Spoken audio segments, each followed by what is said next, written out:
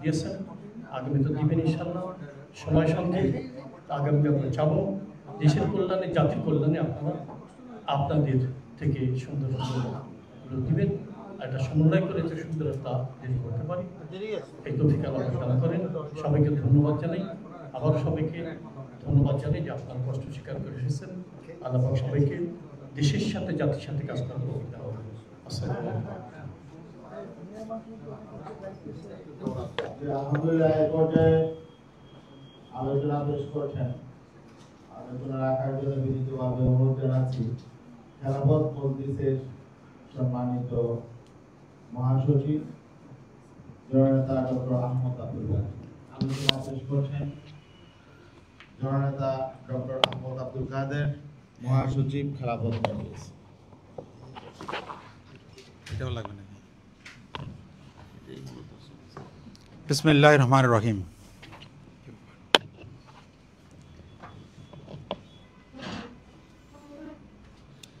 আজকের এই গোল টেবিল আলোচনার সম্মানিত সভাপতি, ইসলামী আন্দোলন বাংলাদেশের সম্মানিত আমির সৈয়দ মুফতি রেজাউল করিম পীর সাহেব চরমোনাই, সমবেত নেতৃবৃন্দ, সুধীমণ্ডলী এবং সাংবাদিক বন্ধুগণ, আসসালামু আলাইকুম রহমতুল্লাহ। আলোচনা প্রায় শেষ পর্যায়ে পৌঁছেছি। দীর্ঘ আলোচনার অবকাশ খুব একটা নেই। আমার প্রথম কথা হচ্ছে, আলোচনায় তিনটি বিষয় তার প্রয়োজন ছিল না, যেহেতু প্রথম দুইটি বিষয় হচ্ছে একটা জাস্ট মতামত দেওয়ার ব্যাপার, আর সেটা হচ্ছে থার্ড যে বিষয়টি হচ্ছে মূলত আলোচনার বিষয় ছিল। এই তিনটি বিষয় একত্র করার কারণে আলোচনা কিন্তু ডাইভার্সিফাইড হয়ে গেছে এবং সময় লেগে অনেক রাজনৈতিকভাবে নয়, এটা আমাদের ব্রেন স্টর্মিংয়ের বিষয় ছিল। কারণ যেহেতু এই বিষয়টি এমন একটি বিষয় যে আমাদের পার্টির মধ্যে এ নিয়ে মত পার্থক্য আছে, জনগণের মধ্যে কনফিউশন আছে, ভুলবোঝাবুঝি আছে। তো প্রথমত চরমোনাইকে বিশেষ ধন্যবাদ জানাচ্ছি, তিনি সুন্দর একটি পেপার উপস্থাপন করেছেন এবং তিনি সংক্ষেপে যে সমস্ত সমস্যা আছে, তার বিভিন্ন পদ্ধতি আছে, এগুলো আমরা বিশেষজ্ঞদের মধ্যে আলোচনা করে সমাধান করতে পারবো। এটা অবশ্যই সত্য কথা। আমাদের সমস্যা হচ্ছে আমরা নীতিগতভাবে একমত হচ্ছে কি না। এখানে যারা আছেন প্রায় সবাই একমত হয়েছেন নীতিগতভাবে, আমি বুঝতে পারছি। কারো কিছু পদ্ধতি থাকা সত্ত্বেও একমত হয়েছেন আপনারা। এবার আমার কথা হচ্ছে, এই পদ্ধতিটা, আনুপাতিক পদ্ধতিটার উদ্ভাবন হয়েছে, চিন্তা উদ্ভাবন হয়েছে 19 শতকে এবং প্র্যাকটিক্যালি প্রথম চালু হয়েছে 19 শতকের শেষ বছরে, অর্থাৎ 1899 সালে বেলজিয়ামে এটা প্রথম চালু হয়। এরপরে ধরেন আপনার ফিনল্যান্ডে চালু হয়, সুইডেনে চালু হয়, সুইডেনে চালু হয়। এগুলো প্রথম বিশ্বযুদ্ধের আগে চালু হয়ে গেছিলো এবং বিশ্বযুদ্ধের পরে আরও অনেক দেশে চালু হয়ে যায়, ইউরোপের দেশগুলোতে। দ্বিতীয় বিশ্বযুদ্ধের পরে এশিয়ার দেশ সহ, আফ্রিকার দেশ সহ অনেক দেশে চালু হয়ে যায়। শেষ দিকে এসে আপনার দক্ষিণ আমেরিকার যে সমস্ত ডিক্টেটর শাসিত দেশ ছিল এগুলো চালু হয়েছে। এবং এখন এসে পৃথিবীতে ব্রিটেন, এটা এখনো পক্ষে না, কিন্তু ব্রিটেনও কিন্তু একটা প্রচণ্ড আন্দোলন আছে, লিবারেল পলিটিক্যাল পার্টি একটা আছে, তারা কিন্তু বারবার দাবি করছে। আমেরিকার ভিতরে প্রোগ্রেসিভ, মোস্ট সাইন্টিফিক, না বোঝার ফল, এই পদ্ধতির শ্রেষ্ঠত্ব সবাই স্বীকার করছেন। তো বাস্তব ক্ষেত্রে কিছু প্রবলেম হয়, এটা লঙ্কা আছে, নেপালে আছে, এরপরে বাইরে সাউথ কোরিয়া আছে, জাপান আছে, ফিলিপাইন আছে এবং ইন্দোনেশিয়া আছে, নিউজিল্যান্ড, শ্রীলঙ্কা, নেপাল, এগুলো হয়তো আমাদের মতো দেশ, এবং এগুলোতে সমস্যা তৈরি হচ্ছে, কিছু কিছু সমস্যা হয়েছে। এই জন্য আমি মনে করি সমস্যা বড় কথা এমন পেতে হবে না, অধিকতর ভালো যেটা এটা চালু করতে হবে। এবং পৃথিবীতে এটা সবাই মনে করেছে বৈজ্ঞানিকভাবে এবং একাডেমিক্যালি সবাই স্বীকার করে, জনমতের সবচেয়ে বেশি প্রতিফলন ঘটে পেয়ারের মাধ্যমে। এই জন্য পৃথিবীর অনেক দেশে এখন, ওই যে বললাম কানাডা, ব্রিটেন এবং আমেরিকা, এবং কিছু দেশে আছে আপার হাউস পেয়ার পদ্ধতিতে, লাইক অস্ট্রেলিয়া কাউন্সিলে। আবার আমাদের দেশে যেহেতু এশিয়ার দেশগুলোতে আর কিছু হয় পেয়ার পদ্ধতিতে। আমি মনে করি এই মুহূর্তে আমাদের দেবতার অবকাশ নাই এবং তালিকাকে দিতে হবে। এমন না লোকায় তালিকা রাখবেন, পাস করার পরে আপনি, এটা হবে না, আগে তালিকা পেশ করতে হবে। পেয়ার পদ্ধতি যেখানে সেখানে নিয়ম কিন্তু এটাই, এখানে দুই ধরনের তালিকা, একটা হচ্ছে ক্লোজ পদ্ধতি, এটা আগে পেশ করতে হয় পার্টি থেকে, পেশ এই আমার আসন অনুযায়ী এইভাবে আমার যারা জিতবেন, যারা জিততে পারে আমি এই দিকে দেবো, এবং প্রায়োরিটি করে দল বা দলীয়ভাবে ঠিক করা হয়।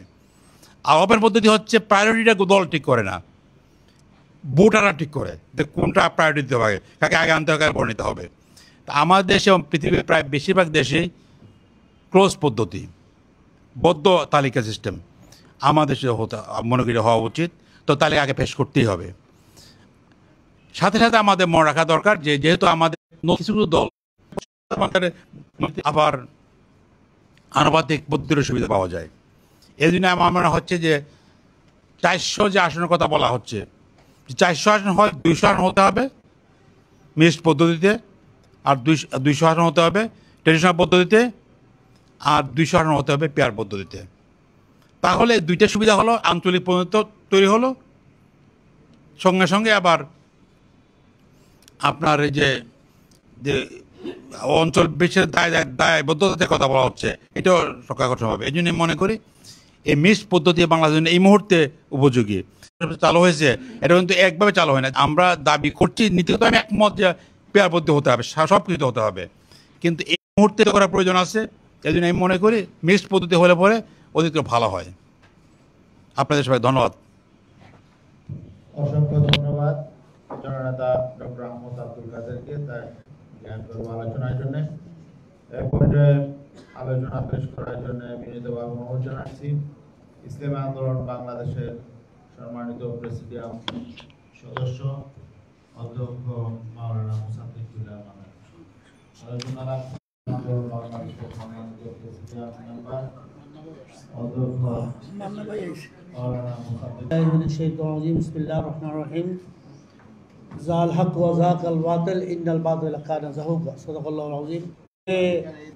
যে পিয়ার পদ্ধতি এবং দৃশ্যমান বিচার, গণহত্যার যে বিচার জুলাই আগস্টের, এবং প্রয়োজনীয় সংস্কার, এবং জাতীয় নির্বাচনের পূর্বে স্থানীয় নির্বাচন দেওয়া, এ ব্যাপারে আমরা সবাই জামাত সহ এনসিপি সহ সবাই এখানে যারা আছে একমত। আমরা দেখতে চাই যে টেস্ট পরীক্ষামূলক যে স্থানীয় নির্বাচনটা সরকার কিভাবে করতে পারে, তাহলে বোঝা যাবে যে সে জাতীয় নির্বাচনও সেইভাবে সে মাজা সোজা করে একেবারে কঠিনভাবে করতে পারে। আপনারা জানেন যে সংস্কার ছাড়া আমরা নির্বাচন এখানে যারা এটা তো স্বৈরাচার, গণতন্ত্রের নামে আরও স্বৈরাচারই করবে। নাম দেবে গণতন্ত্র, কিন্তু করবে স্বৈরাচারী। এখানে গণতন্ত্রের সাইনবোর্ড থাকবে আর সে স্বেচ্ছাচারিতা করবে। এটা আমরা যে এত প্রায় 1500 মতো নির্মমভাবে হত্যা করা হলো একেবারে সরকারিভাবে, এখনো কোনো বিচার দেখবর্তীকারী সরকার ডক্টর মোহাম্মদ ইউনূসের সরকার কই আমরা দৃশ্যমান সেই বিচার এখনো কিন্তু দেখতে পাচ্ছি না। এই বিচার লাগবেই, কেননা বিচার যদি না করা হয় তাহলে মানুষ মনে করবে আমরা এই খারাপ কাজগুলো করলে, অন্যায় করলে, খুন করলে আমরা পার পেয়ে যাবো। যেমন গতকাল যেটা ঘটনা হয়েছে, তারা দাবি করছে বিএনপির কর্মী, আর বিএনপির নেতারা বলে যে আমাদের দলে কোনো চাঁদাবাজি নাই। কিন্তু আমরা সব জায়গায় দেখতে আসি, বাংলাদেশের গ্রামগঞ্জ থেকে শুরু করে সব জায়গায় দেখতে আসি বিএনপির লোকেরাই চাঁদাবাজি করতেছে। তাহলে বিএনপির নেতাদের কাছে আমাদের প্রশ্ন, আপনাদের যারা কর্মী তাদেরকে আপনারা শাসন করতে পারতেছেন না, কন্ট্রোল করতে পারতেছেন না। আগে নিজের দলকে ঠিক করেন, তারপরে আপনারা নির্বাচনে আসেন, প্রয়োজনীয় সংস্কার করেন। কারণ আমরা চাই না সেই পিছনের দিকে সরে যেতে, আমরা চাই নূতন পদ্ধতিতে। এবং পিয়ার নিয়ে প্রত্যেকে এখানে বিশেষজ্ঞ যারা আছেন এখানে আলোচনা করছেন। আমাদের ডক্টর আব্দুল কাদের বাচ্চু ভাই, তিনি একেবারে পৃথিবীর বিভিন্ন দেশের উদাহরণগুলো দেশের কোন দেশে আছে, নিউজিল্যান্ড সহ সব জায়গার কথা বলছেন।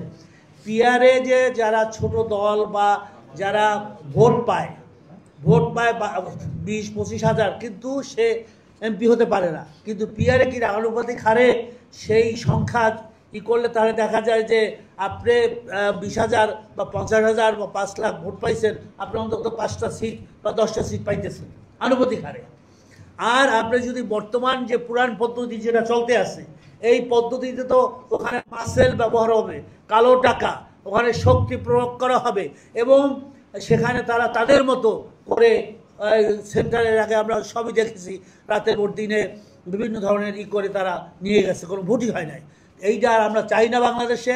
এই জুলাই আগস্টের যে ছাত্র জনতার যে অভ্যুত্থান হয়েছে, আমরা চাই যে না, এখানে একটা গ্রহণযোগ্য এবং সবাই যাতে সংসদে একটা জাতীয় সরকার সবাইকে নিয়ে আমরা করলে তাহলে ইনশাল্লাহ সেটা কামিয়াব হবে। কিন্তু আমি শেষ কথা বলতে চাই, যারা পিআরের বিরোধিতা করে, বিশেষ করে বিএনপি, তারা বলতে চায় যে পিআরের মাধ্যমে যদি সরকার হয়, সরকার টেকবে না, নিজেদের ভিতরে গণ্ডগোল হবে, বিভিন্ন ধরনের কথা বলে। আবার বলে যে এরা ভোটকে পিছিয়ে দেওয়ার জন্য এই সমস্ত তালবাহানা করতেছে। এগুলো সম্পূর্ণ মিথ্যা। আমরা সবাই নির্বাচন চাই, কিন্তু ওই পুরান নির্বাচন চাই না। আমরা সংস্কার করে প্রয়োজনীয় পিআরের মাধ্যমে নিম্নকক্ষ উচ্চ কক্ষ সব ক্ষেত্রে আমরা পিআর চাই।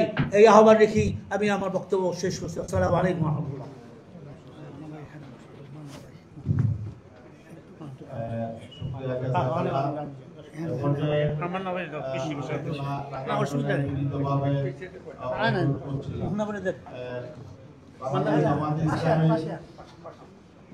বাংলাদেশ জামাত ইসলামীর সম্মানিত সেক্রেটারি জেনারেল জননেতা অধ্যাপক মিয়া গোলাম পরোয়ার এ পর্যায়ে আলোচনা পেশ করবেন বাংলাদেশ জামাত ইসলামীর সম্মানিত সেক্রেটারি জেনারেল অধ্যাপক মিয়া গোলাম পরোয়ার।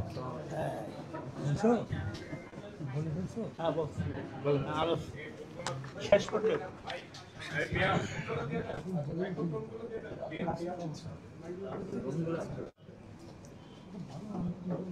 السلام عليكم ورحمة الله وبركاته. الحمد لله رب العالمين. الصلاة والسلام على سيد المرسلين وعلى آله وصحابه أجمعين. ইসলামী আন্দোলন বাংলাদেশের উদ্যোগে আয়োজিত আজকের এই গোল টেবিল বৈঠকের আমাদের অত্যন্ত শ্রদ্ধাভাজন সভাপতি পীর সাহেব চরমনাই মুফতি সৈয়দ মোহাম্মদ রেজাউল করিম হাফেজাহুল্লাহ, আজকের এই গোল টেবিল বৈঠকে সমবেত ইসলামী আন্দোলন বাংলাদেশের সম্মানিত নেতৃবৃন্দ, উপস্থিত জাতীয় নেতৃবৃন্দ, বিদগ্ধ আলোচকবৃন্দ, সাংবাদিক, স্কলার এবং আমার সম্মানিত সুধীবৃন্দ, আমি শুরুতেই আল্লাহ তাআলার কাছে শুকরিয়া জানাচ্ছি সবাই তৃপ্তি সহকারে যে বাংলাদেশের একটা অবাধ নিরপেক্ষ নির্বাচনের জন্য প্রয়োজনীয় সংস্কার করা, গণহত্যার অপরাধী যারা অপরাধী তাদের বিচার করা এবং একটা সুষ্ঠু সুন্দর নির্বাচন ব্যবস্থা আমাদের মধ্যে কি করে আসতে পারে সে লক্ষ্যেই আজকের এই গোল টেবিল বৈঠকের আয়োজন করা হয়েছে। মূলত পিআর পদ্ধতিকে ফোকাস করা হয়েছে, কারণ ইলেকটোরাল প্রসেসটাই হচ্ছে আসল।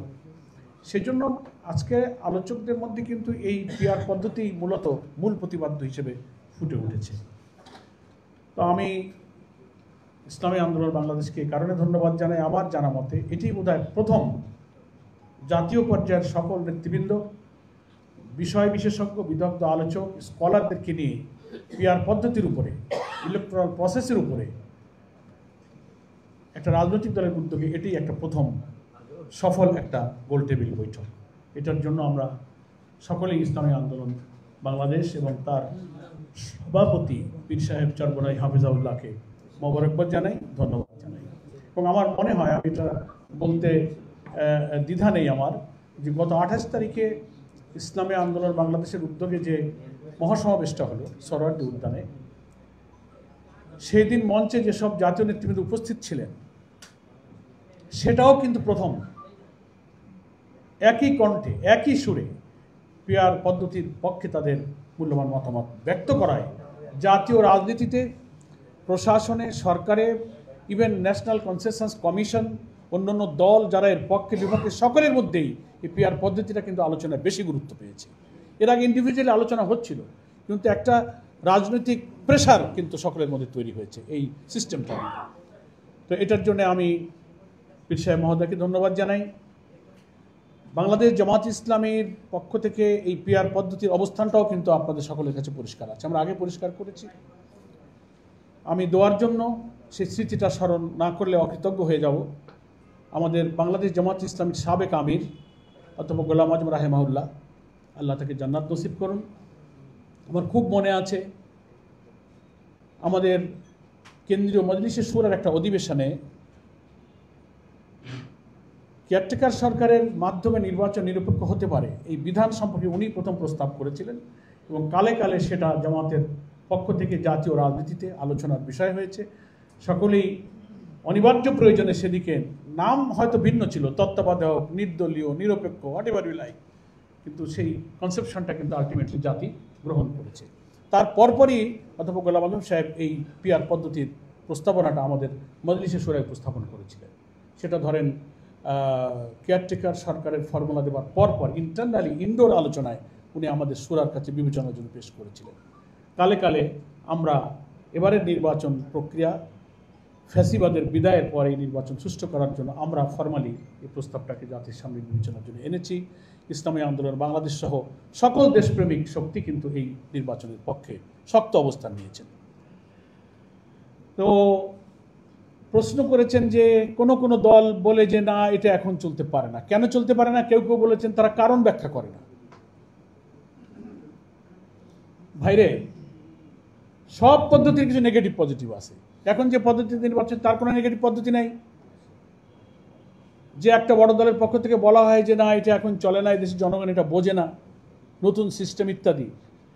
তো জনগণ বোঝে না, 153 জন প্রার্থী না থাকলে ফাঁকা আসনে নির্বাচন হয়, এটা জনগণ বোঝে। রাতে ভোট কেটে ভোটতে এটাই দেশের জনগণ বোঝে।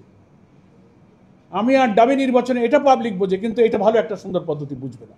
এটা কোনো বিবেকবান রাজনৈতিক নেতৃত্ব ব্যক্তিত্বদের বলার ব্যাপারে আমার মনে হয় নিজের দিকে খেয়াল করে বলা উচিত। এবং আমি মনে করি যে আজকের এই আলোচনায় পীর সাহেব মহোদয় যে পেপারটা প্রেজেন্ট করেছেন 4 পৃষ্ঠার এই প্রেজেন্টেশনে তিনি খুব চমৎকারভাবে 10টা পয়েন্ট তুলে ধরেছেন, কি কি সুবিধা আছে, কিভাবে হতে পারে।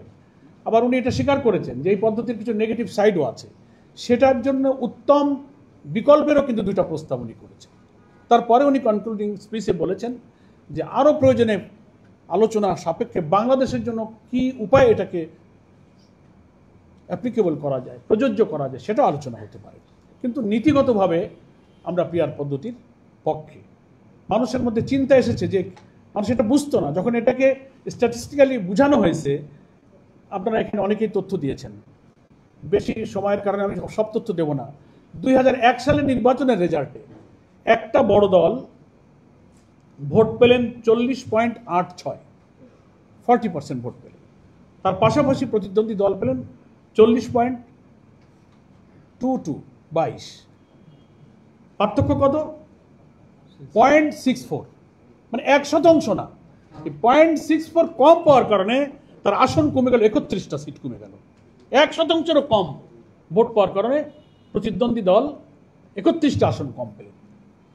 এরকম প্রায় ভোটের সাল হিসেবে কিন্তু বিশ্লেষণ করলে তথ্যভিত্তিক এই চিত্র পাবো, যেখানে আমাদের দেশের দেশপ্রেমিক ভোটারদের ভোটের কিভাবে অবমূল্যায়ন করা হচ্ছে। একটা ভোটারের মূল্যায়ন হলো না।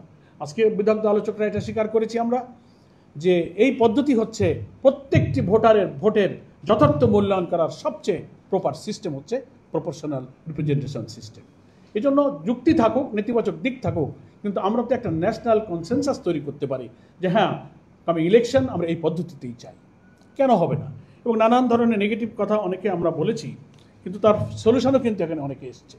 এবং সেখানে আমি অ্যাডভোকেট শিশির মনিকে ধন্যবাদ জানাই। তিনি অত্যন্ত কম্প্রিহেন্সিভ এবং আর্টিকুলেটেডভাবে বলেছেন এই সংবিধান, এই নিয়ম কানুন আইন, গভর্নমেন্ট আনস্টেবল হয়ে যাবে, স্বতন্ত্র প্রার্থীদের প্রবলেম হবে, নেগেটিভ কথা অনেক আছে, কিন্তু এর সলিউশনও তো আছে। আমরা জাতীয় ঐক্যমত্য কমিশনে যে সব দল রিপ্রেজেন্ট করছি, আমরা মতামত দিচ্ছি, বক্তব্য দিচ্ছি, সেখানে আমরা এইসব বিষয় যদি আমরা আলোচনা করি, কেউ কেউ বলছেন সবাই তো একমত হচ্ছে না। একটা বড় দল বলে সবার একমত হওয়া জরুরি কি? ঠিক আছে, জরুরি না হোক, তাহলে কীভাবে গভর্নমেন্ট যে আমাদের চিফ অ্যাডভাইজারকে চেয়ারম্যান করে একটা ন্যাশনাল কনসেনসাস কমিশন করলেন, তার কো চেয়ারম্যান হচ্ছেন প্রফেসর আলী রিয়াজ সাহেব। উনি একদিন আমাদেরকে জিজ্ঞেস করেছিলেন যে বরাবর ভাই, আমরা দেখছি আপনাদের মেজর পলিটিক্যাল পার্টির মধ্যে তো অনেক জায়গায় ডিফারেন্স অফ ওপিনিয়ন মেজর ইস্যুতে, কী করে আমরা একমত হব? তা বলছি আপনারা পার্টি টু পার্টি ডাকেন, 1 to 1 ডাকেন, আলাদা করে নিয়ে বসেন, স্যাক্রিফাইস এবং কম্প্রোমাইজ। জাতির সাথে আমরা একটু কম্প্রোমাইজও করবো, আবার কিছু ছাড়ও দেবো। যদি দেশপ্রেম থাকে, আমরা বক্তৃতার সময় বলবো ব্যক্তির চেয়ে দল বড়, দলের চেয়ে দেশ বড়, আর যখন স্বার্থ আর দল আর ব্যক্তির প্রশ্ন আসবে তখন উল্টে যাবে ফর্মুলা। বলবো কি যে দেশের চেয়ে দল বড়, দলের চেয়ে ব্যক্তি বড়, ফর্মুলা উল্টে যায়। তা আমি আলী রিয়াজ সাহেবকে বলেছিলাম যে আপনি আলোচনা করেন। অবশ্যই ইন্টারনালি দেখলাম যে ওনাদের মধ্যে একটা কনফিডেন্স আছে, চেষ্টা করছেন ওনারা আমাদেরকে ঐক্যমত করার। যদি না পারেন তো গভর্নমেন্টের কনসেনসাস কমিশনের একটা চিন্তা তো আছেই, নিশ্চয়ই তারা চলে যাবেন। এবং আজকে এখানে আলোচনায় এসছেন যে আমরা যদি এই পিআর পদ্ধতিকে ইন্ট্রোডিউস করার জন্য সবাই একমত হতে পারি। যারা বলছেন যে না একটা বড় দল চায় না তাই হয় না, আমরা ঐক্যমত্য কমিশনে দেখছি যে কেউ না বললে ওইটা আর আগায় না, আর হ্যাঁ বললে আগায়। তো একটা দলের মতের জন্য কি 12-14টা দিন আমাদের জাতীয় নেতৃবৃন্দ করে সময় নষ্ট করছেন। আমিও কিছুদিন গিয়েছি, আমাদের এত মিটিং, সব নেতারা মনে আমরা আটকে থাকি, এখানে সব আছে। তাহলে এটা কি হলো? তা আমি তো বলতে পারি আজকে এখানে আমাদের অনেকেই বলছেন, আমার দৃঢ় বিশ্বাস যেসব সংস্কার ইস্যুতে ডিফারেন্স হচ্ছে, আমার মন বলে, কারণ জাতির মানুষের হকার, কৃষক, শ্রমিক, পথচারীদের ধারণা, যারা ওখানে গোল টেবিলে শুধু আলোচনা করেন, আমরা যারা পলিটিক্যাল পার্টি আমরাই শুধু বুঝি তা না, আমরাও তো জনগণের চায়ের টেবিলে বসি, আমরাও রেস্টুরেন্টে চা খাই। আমার মনে হয় এইসব বিষয়, এই যে পিআর পদ্ধতি, upper house lower house, president prime মিনিস্টারের মধ্যে ক্ষমতার ব্যালেন্স তৈরি করা, নানান যে ইস্যু, দল হয়তো অনেক কথা বলছে, আপনি এগুলোকে কনসিলিডেট করে ন্যাশনাল কনসেনসাস কমিশনে কিছু মতপার্থক্যের ইস্যুগুলো সামনে নিয়ে আসেন যে এই ইস্যুতে পার্থক্য হয়েছে, কিন্তু কমিশন মনে করে এ ব্যাপারে ইমপ্লিমেন্ট হওয়া উচিত, চলে যান আপনি রিফারেন্ডামে। বাংলাদেশের কাছে দেন, যারা বলছেন তারা কত ভাগ জনগণের প্রতিনিধিত্ব করেন, আর এই সংস্কার যারা চান তারা কত ভাগ লোককে রিপ্রেজেন্ট করছে, প্রমাণ হয়ে যাক রিফারেন্ডামে। আমি একটা দলকে বিলং করি বলে বলবই, সেজন্য আমাকে 12-14 দিন আপনার মতের জন্য অপেক্ষা করতে হবে। আমাদের সময়ের মূল্য নেই। আর এই করে করে অন্যরা বলেন যে যারা পিআরের চাপ দেয়, যারা স্থানীয় সরকারের কথা বলে, তারা আলটিমেটলি ভোট চায় না, ভোট পিছাতে বলে। তা আমরা যদি এর কাউন্টার বলি যে আপনারাই তো ভোট বিলম্বিত করছেন, আপনি একমত হতে পারছেন না বলে সংস্কার পূর্ণাঙ্গ হচ্ছে না। ওইটা পূর্ণাঙ্গ না হলে তো আমরা ইলেকশনে যাব না, এটা তো আমরা বলেছি, উইদাউট রিফর্ম নো ইলেকশন। তা আপনি ওখানে ডিলে করবেন, তাতে দোষ হবে না। আমরা একটা ফর্মুলা দিলে বলবেন যে এইটা ডিলে হয়ে যাচ্ছে। এগুলো ঠিক না, দ্বিচারিতাটা ঠিক না রাজনীতিতে আলোচনা করা। সেজন্য আমার কথা হলো যে আমরা আগে ঐক্যমত্য চলে যাই, শক্ত অবস্থানে যাই, এবং একটা জুলাই ডিক্লারেশনের দাবি আমরা করেছি। জুলাই অভ্যুত্থানের প্রথম বার্ষিকী এখন চলছে, 36 জুলাইয়ের বিভিন্ন কর্মসূচি সব দল পালন করছে। এই জুলাই মাসের মধ্যেই জুলাই ডিক্লারেশনের দাবি আমরা করেছি। আমাদের 2000 শহীদ, 20,000 আহতদের রক্তের যে দায়, জনগণের নতুন বাংলাদেশ গড়ার আকাঙ্ক্ষা পূরণ করতে গেলে এই জুলাই ডিক্লারেশন জুলাই মাসেই করে ফেলা উচিত। এটা হবে আমাদের কাছে একটা মূল ম্যাটেরিয়ালস। তখন প্রস্তাব আসছে ভিন্ন হইতে পারে, তখন সংবিধান এর পিছনে বার হইতে পারে। কেউ বলছেন এই ডিক্লারেশনের লিগ্যাল বেস কি হবে, দরকার নাই, প্রয়োজনে আমরা একমত হলে সংবিধান স্থগিত করে দেবো। জুলাই ডিক্লারেশনকে আমরা ডক্টর ইউনূসকে এনেছি, সরকার গঠন করেছি, 3 দিন সরকার ছিল না। What was the constitutional basis of that government? সেই সরকারের কি ভিত্তি ছিল? জনগণের আকাঙ্ক্ষা। তো সেই জনগণ আমরা যদি চাই, তো আসেন আমরা সংবিধান স্থগিত করে দিই, একটা জুলাই ডিক্লারেশনের ভিত্তিতে একটা কনসেনসাস তৈরি হোক, দেন আমরা একটা রিফারেন্ডামে চলে যাই এবং তার ভিত্তিতে ইলেকশন হবে। পদ্ধতি তো অনেক আছে, কিন্তু আমাদের তো ডিসকাস করতে হবে। আমি একটা জায়গায় খুঁটি মেরে পড়ে থাকবো, আমাদের গ্রামে বলে ছাগুলে খুমি, কি বলে ছাগুলে খামি। ছাগল যদি কোনো দিকে যাইতে না চায় তো ওর গলার দড়ি টেনে ঘাট ছিঁড়ে ফেলবেন, তবুও যাবে না, ওরে পাজা কোলা করে নিতে হবে। তা কোনো দল যদি ছাগুলে খামি দেন, তো আপনাকে তো টেনে আনার কোনো উপায় নাই, আপনাকে পাজা কোলা করে নিতে হবে। সেই জন্য আমি প্রস্তাব দিব যে সহজে আমরা আলোচনার জন্য আজকের আর্টিকেলে কিন্তু 10টা পরামর্শ এসেছে।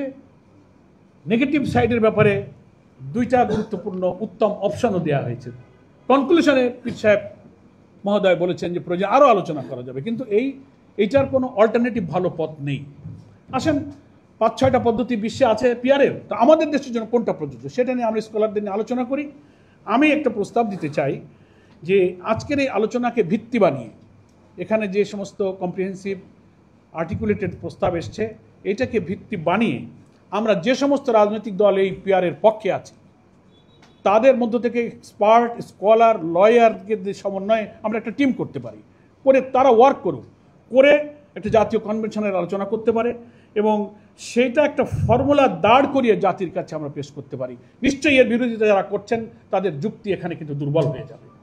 এই জন্য আমরা যারা এই পক্ষে আছি, আমি তো মনে করি যে জনগণের বেশিরভাগের প্রতিনিধিত্ব করি আমরা, যারা এখন এই সংস্কার প্রস্তাব এবং পিআরকে মেনে নেবে, দলীয় মত ভিন্ন থাকুক, কিন্তু এই পয়েন্টে জনগণের অধিকাংশ লোক আমাদের পক্ষে মত দেবে।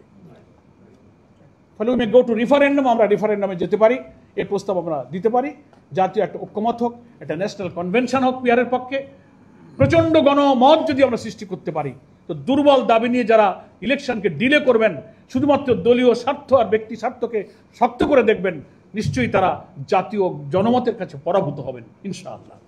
এটা হচ্ছে আমার কথা।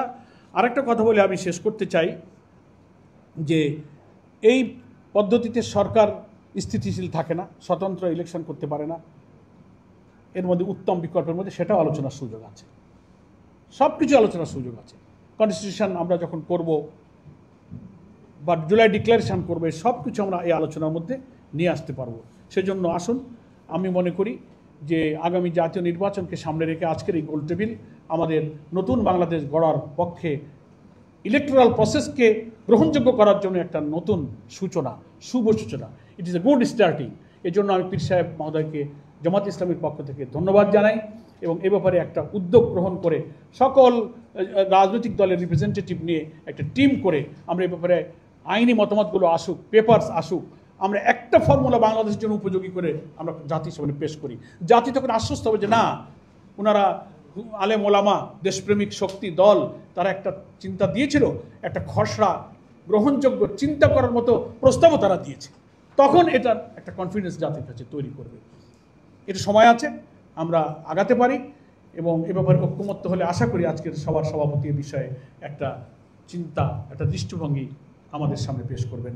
সকলকে ধন্যবাদ জানিয়ে আমি আপনাদের ধৈর্য সহকারে দুটো কথা শোনার জন্য আবার মোবারক জানিয়ে আমার বক্তব্য শেষ করছি। ওমা তৌফিক ইল্লা বিল্লাহ। আসসালামু আলাইকুম ওয়া রাহমাতুল্লাহি ওয়া বারাকাতুহু। শুকরিয়া, জাযাকাল্লাহ, অসংখ্য ধন্যবাদ জনাব জননেতা অধ্যাপক মিয়া গোলাম পরওয়ার। তিনি বিস্তৃত আলোচনা করেছেন এবং তিনি ভবিষ্যতে নিয়ে আমাদের করণীয় সম্পর্কেও নির্দেশনা দিয়েছেন। তা আমরা আশা করি আমরা এই নিয়ে সামনে আরো বড় প্রোগ্রাম করব এবং তিনি যে কনভেনশনের কথা বলেছেন, আমরা একটি বিশেষজ্ঞ কমিটি গঠন করে সেটা কিভাবে করা যায় এ নিয়ে আমরা ইনশাআল্লাহ আরো ঘনিষ্ঠভাবে কাজ করব ইনশাআল্লাহ। এ পর্যায়ে আলোচনা পেশ করার জন্য বিনীতভাবে অনুরোধ জানাচ্ছি বাংলাদেশের মুক্তিযুদ্ধের অন্যতম সংগঠক, ডাকসুর সাবেক ভিপি, নাগরিক ঐক্যের সম্মানিত চেয়ারম্যান, চাকসুর ও ভিপি, ডবল ভিপি, জি জি ডাবল ভিপি, চাকসু ভিপি, কিংবদন্তি ছাত্র নেতা এবং বর্তমানে জননেতা, নাগরিক ঐক্যের সম্মানিত চেয়ারম্যান জননেতা মাহমুদুর রহমান মান্না এ পর্যায়ে সংক্ষেপে তার বক্তব্য, মূল্যবান বক্তব্য তুলে ধরবেন।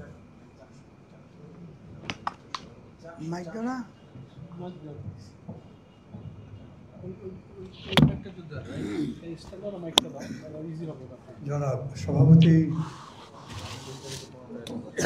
সম্মানিত সুধীমণ্ডলী, বৃন্দ, সাথীরা, বন্ধুরা, আসসালামু আলাইকুম।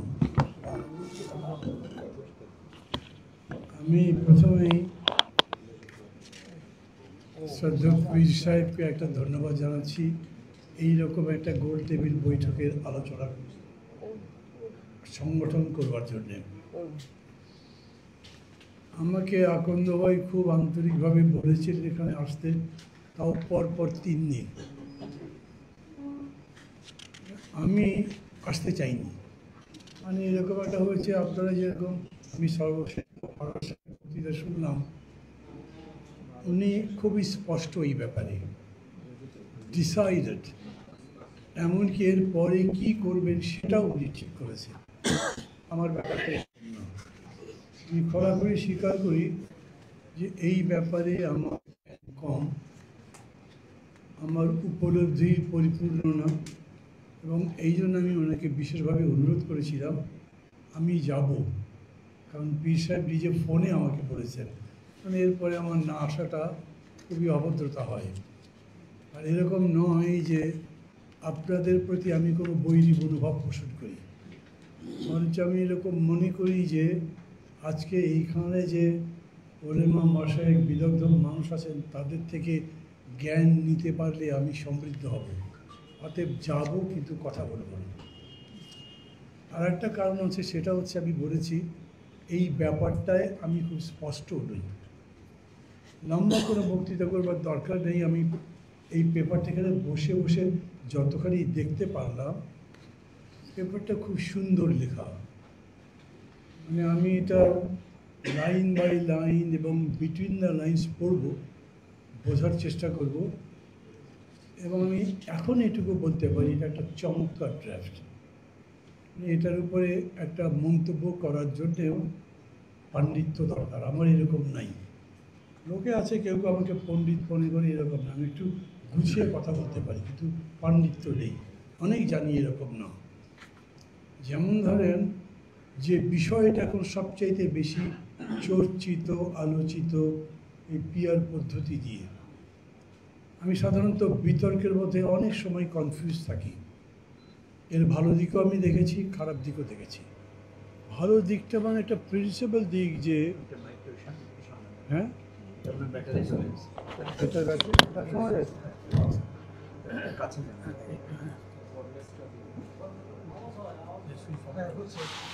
আমার বেশিক্ষণ লাগবে না।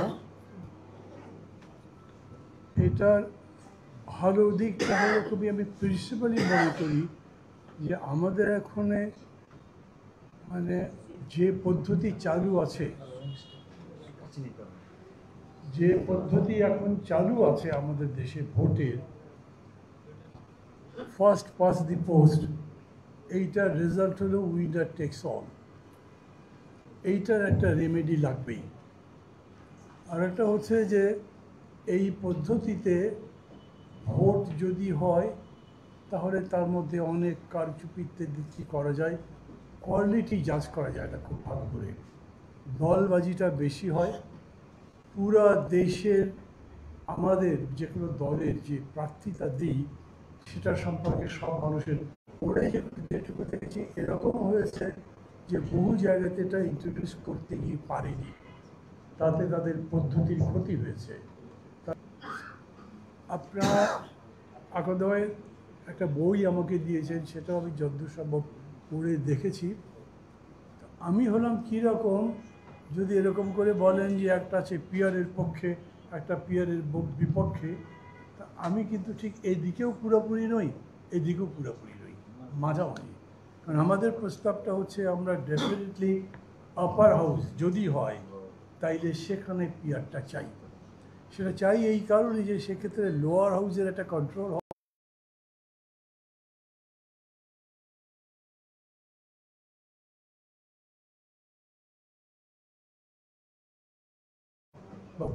উপরে হয়েছে বলে। এখন ভবিষ্যতের প্রশ্নে আমি দেখলাম লেখার মধ্যেও আছে খানিকটা, একদম ডাইরেক্টলি না বললেও, আর মানুষও মনে করে রাজনৈতিক বলা হচ্ছে সেটা পরে বলা হবে, গ্যারান্টি কী? সেটা আমার মনে হয় এই অভ্যুত্থান যে চেতনার জাগরণ ঘটিয়েছে, এইটা আসলেই একভাবে অ্যামেজিং বলি আমি। 1 বছর পরেও এই চেতনা ঠিক সেই রকম করেই আছে। এটা এমনকি স্বাধীনতা যুদ্ধের পরেও হয়নি। খুব অল্প দিনের মধ্যেই এগুলো নিয়ে অনেক কথাবার্তা শুরু হয়েছিল, দেখেছি আমরা। আর এই বিষয়ে এখন তো আছেই, আমার কাছে মনে হচ্ছে যেভাবে রাজনৈতিক শক্তি সামাজিক শক্তি এটাকে আঁকড়ে ধরেছে, এই চেতনা আগামী দিনেও জাগরুক থাকবে। ফলে আমি খুব খোলাখুলি বলি, আমার ভুল হলে ভুল। আমি মনে করি যারাই ক্ষমতায় যাবেন তারা এখনকার প্রদত্ত অঙ্গীকারের প্রতি কিংবা জুলাইয়ের যে আকাঙ্ক্ষা জনগণের মধ্যে তৈরি হয়েছে সেটার প্রতি বুড়ো আঙুল দেখে চলে যেতে পারবেন না, তাদেরকে এগুলো আনসার করতে হবে। এই জন্য কী হতে পারে। আর বাংলাদেশ তো এমনি একটু পিকুলিয়ার দেশ, আমাদের সাথে যদি আপনি এখন ভিয়েতনামের তুলনা করেন, এই সিস্টেমে ইলেকশন হয়েছে মূলত সরকার গঠনের জন্যে, তাদের চিন্তা অন্যরকম এবং বেশিরভাগ ক্ষেত্রে এটা ইললজিক্যাল। আমি গ্রামে ধরেন আমার লোকজনের সাথে কিছু কথাবার্তা বলে দেখেছি, তারা মানে প্রথম তাদের বিষয় হচ্ছে কাকে ভোট দেবো তাই জানতে পারবো না, এটা কেমন?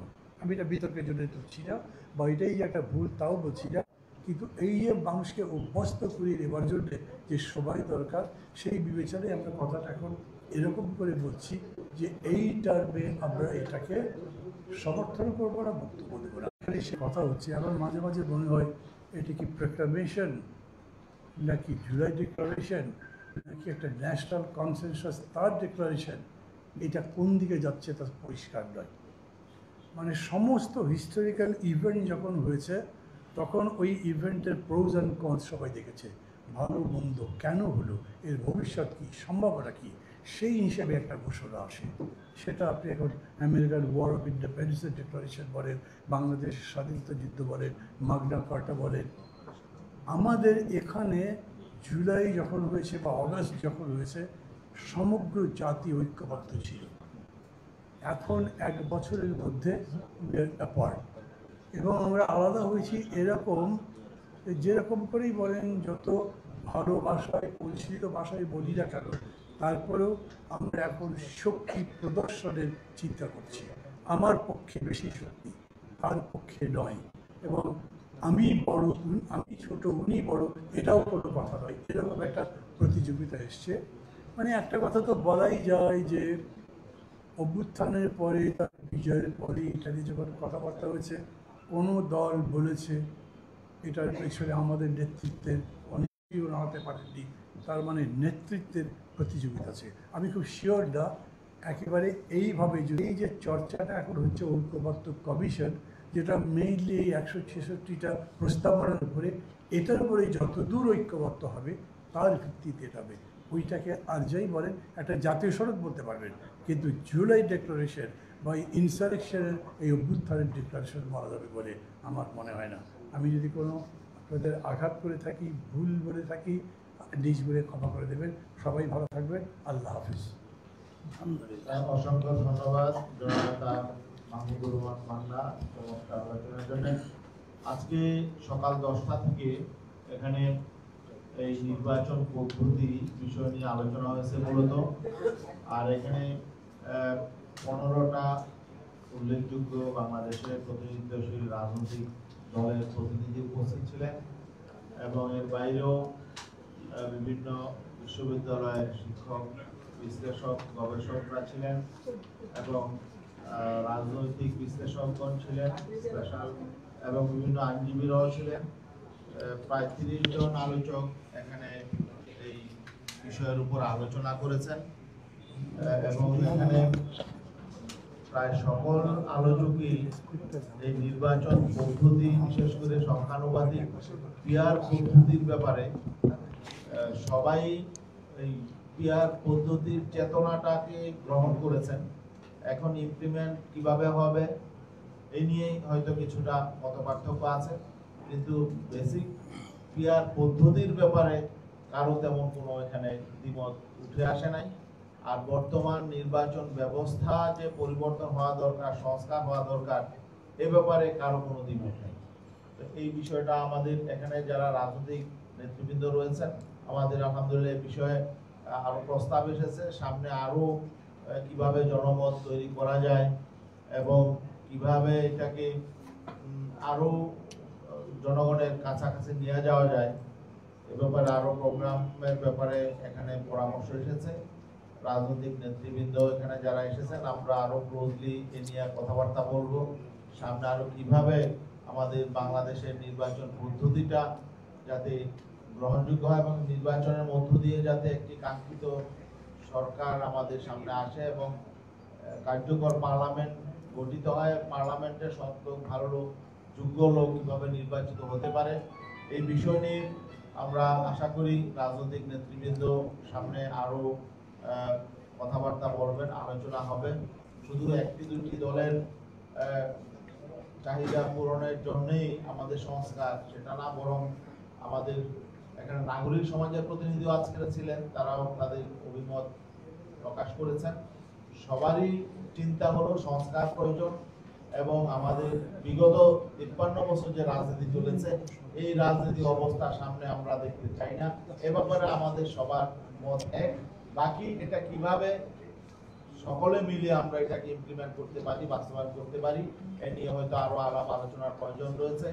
এবং আরেকটা বিষয় যেখানে যেটা উঠে এসেছে যে আমরা বিভিন্ন মত থাকতে পারে, কিন্তু কাছাকাছি আসার জন্য সবাইকেই ছাড়ের মানসিকতা থাকতে হবে। তো এখন সর্বশেষ এই আজকে এখানে অনেক আলোচক আসলে একটু বিলম্ব করে এসেছেন। আমরা পেশ করছি, দুঃখ প্রকাশ করছি যে আমাদের প্রোগ্রাম ছিল 1টা পর্যন্ত, এখন 2টা বেজে গেছে। আমরা সবাইকে আলোচনার সুযোগ দিতে পারি নাই, এই জন্য আমরা দুঃখ প্রকাশ করছি।